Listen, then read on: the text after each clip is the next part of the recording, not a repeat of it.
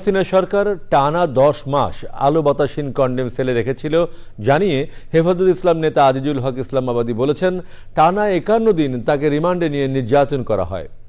Channel আইয়ের সাথে বিশেষ সাক্ষাৎকারে তিনি বলেন, জীবনে কোনোদিন তিনি একটি পিঁপড়াও মারেননি, কিন্তু তাকে 6টি হত্যা মামলার আসামি করা হয়। মাসুর শাকিলের রিপোর্ট।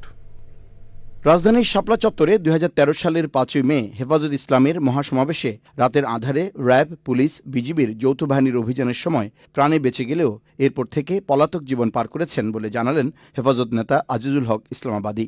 বলেন, 2021 সালে ভারতের প্রধানমন্ত্রী নরেন্দ্র মোদীর আগমনের প্রতিবাদ করায় তাকে গ্রেপ্তার ও রিমান্ডে নির্মম নির্যাতনের শিকার হতে হয়। আমার প্রথম 7 দিন রিমান্ড মঞ্জুর করে দ্বিতীয়বারে আমাকে 51 দিন রিমান্ড দিয়েছে। ডিবি অফিসে নিয়ে গিয়ে আমার চোখ বন্ধ করে ক্যাপ লাগাই, পিছনে হ্যান্ডকাপ লাগিয়ে আমাকে সকাল 9টা থেকে বিকেল 5টা পর্যন্ত দাঁড় করে রাখছে।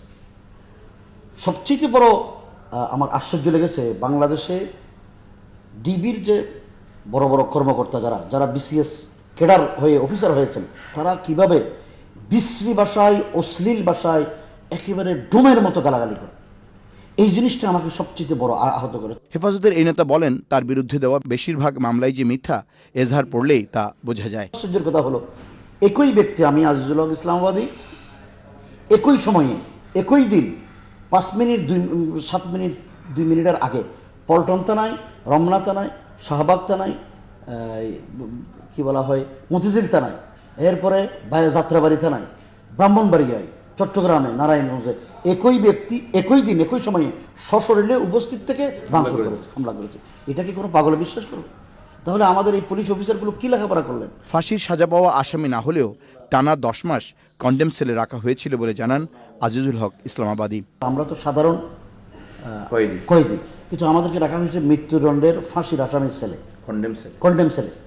আমি পুরো 21 মাসে কন্ডেম সেলে ছিলাম এবং 21 মাসের ভিতরে 22 মাস ছিলাম একা।